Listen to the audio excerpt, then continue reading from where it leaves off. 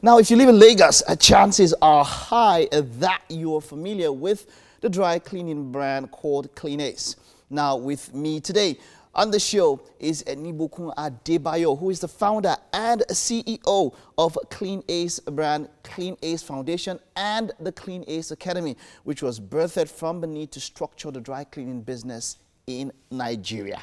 You're welcome, sir. It's great to have you. Thank you very much. Now, there is so much about you, but let's start from your origin story. We've already had a wonderful time discussing, but let's see the origin story of Clean Ace. You know, how did this wonderful, this brand that we see today, how did it start?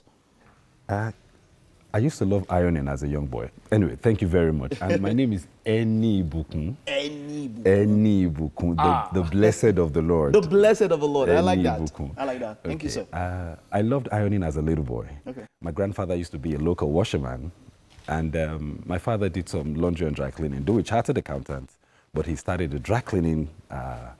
And from there, I mean, I wrote JAMB 6 times. I left Federal Government College Maiduguri in 1988. Yes, okay. 88, and I started writing JAMB 89, 90, 91. I wrote 6 JAMBs. 6? 6 and what were you know through this period? That was when my father started that business, and that my childhood hobby of loving to iron. I mean, I saw bigger irons, more professional irons, and I saw some fantastic guys that worked with my father. And, you know, I mean, I loved that industry. So I saw, I mean, my father started the laundry in 91, okay. 2, 3, 4. I gained admission into Ado-Ekiti, University of, the present Ado-Ekiti University. Okay. And it was, I didn't want to go to the university after all because I had been completely lost. I mean, I loved my father's business. Okay. You know, and back and forth during holidays, strikes and all that. I come back, work there. And eventually, a cousin of mine started her business, fantastic dry cleaning. I left my father's place, I joined her, and I saw dry cleaning in another dimension. It was, I mean, I loved fabric care. I loved seeing people dress nice. And I loved, more than just seeing them dress nice, I loved seeing them, I mean, you want to maintain those clothes. You want to keep them crisp, clean, looking nice. And I mean, and I had my elder brothers, I mean, they were designer freaks. So this was in the family. Yes. You could say it was in the family. You know. So now let's look at Clean Ace as it is, as the brand. From those beginning times, how did it grow? What was the process which made it to what it is today, something that up-and-coming entrepreneurs can learn from? You know, today, people come to the Clean Ace Academy and ask me, okay, so I want to do business. And I tell them, go and do a business plan. But I don't have a business plan. Why so? Nigeria defies every business plan, I'm telling you. You will have to be updating that business plan per minute. Per minute, per second, per minute. Okay, but you see, I got into business. For me, Clean Ace and the dry cleaning industry is more of a calling.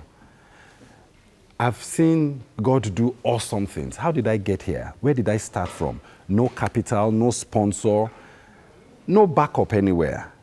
So how did you get there? How did you, I left my cousin's business, and at that I had seen the greatest of dry cleaning. And, but I didn't have any capital. And God led me to say that, you know what, resign from that job and I will start you off.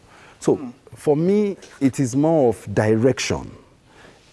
Knowing what you like, your passion, where your strength lies, and being very honest that I don't want to be like somebody else. I just want to be original. I love this knowledge. I want to do what I love, what I have a very deep conviction for. And there's that inner strength from God that just tells me that I will make you. It's not about today. I will make you. When I got the name, Clean Ace, God told me, I said, God, what does Clean Ace? What does it mean? He says, I'm going to make it the ace among cleaners. This is a business. I started going from place to place, picking the dirty clothes with my own hands. I had to go to my friends' offices. In fact, even my friends that lived around me, I'll go to their offices to pick up the clothes so that I could meet their colleagues and they could see what, you know, I do, you know. And day by day, I mean, from picking up from their clothes, from homes, from offices, we have several stores. I mean, I didn't have enough money to get a store. I didn't have enough money to buy a machine.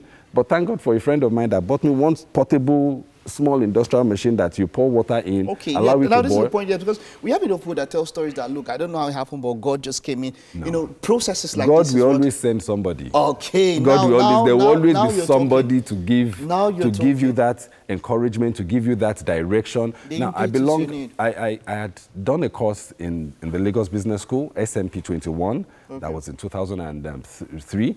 Then EDC, Enterprise Development Center. I mean, I got into that organization when they were just about starting off. Peter Bankole, I mean, a great support, a great mentor. So God will supply. When the business started, we needed to scale. Bank said, even without collateral, we will work it out for you. Now, without collateral? Without collateral. And angel investors, people that just came up to say, classmates I had in LBS that came to say, you, this boy, you are so passionate about this thing you are doing. And we have the conviction that you are going to succeed. And when you are telling that your success story, we must be there. And the person that bought a machine bought, the person that gave me an air conditioner gave, the person that bought a washing machine, and I said, okay, what do you need? It got to a point that I said, no, I think I even have too much. Enough. Yes. So, but now what I get, the common thread I can get from this is that your passion was very evident. Correctly. That's what set you out. In fact, my neighbor, where I lived in Bagada at the time, my neighbor, because I started washing at home, and the guy sees me going. You doing the washing yes, yourself? I wash it and I iron all night. In fact, I didn't know the little generator I had was powerful enough to power the steam iron. So what I do is I sleep in the sitting room. You know, I had a baby then. I had my son just off the set. Wow. I had my baby boy. He's 15 now. He's 15. And wow. I leave my wife and him to sleep in the bedroom, and I go to the sitting room, put on the fluorescent light so that when the NEPA comes, you know, the light gets into my eyes, and I can wake up and I can continue ironing. Wow. Until I got the first person to wash, the second person, somebody to iron, and today we have 120 staff. We have 10 stores. You know, that is now, there's something you mentioned when you spoke about power. Power has been quite a lot, has limited a number of businesses, even big businesses, very, very big ones have left this country due to power. How were you able to overcome that challenge? Because your business is one that is really dependent on power supply. You see, if anybody wanting to do business in Nigeria, you just must structure your mind to say that, I mean, that dream, that passion must be strong enough that nothing is going to stand in your way. I have my transformers, I have 380 kVA generators, 250 kVA generators. I have generators speed everywhere. Every store, I mean, there are buildings where we have pickup centers that, you know what, there is no power in that. You have to find a way to energize because you want to give that look and feel. We spend close to 10% of revenue. And the startup revenue or your... No, on monthly revenue, 10-15% of your revenue? Yes. On generating power? On generating power. I'm not even talking about servicing the generators now. I'm just talking on diesel and NEPA. And NEPA. Even when the light is not there, I mean, because you have the because you have the transformer, you still have to... So, but you know what? We are not among those that... complain about that. You know. So the point is that you have to have that mindset, or you have to plan your business in such a way that it's independent. Correctly.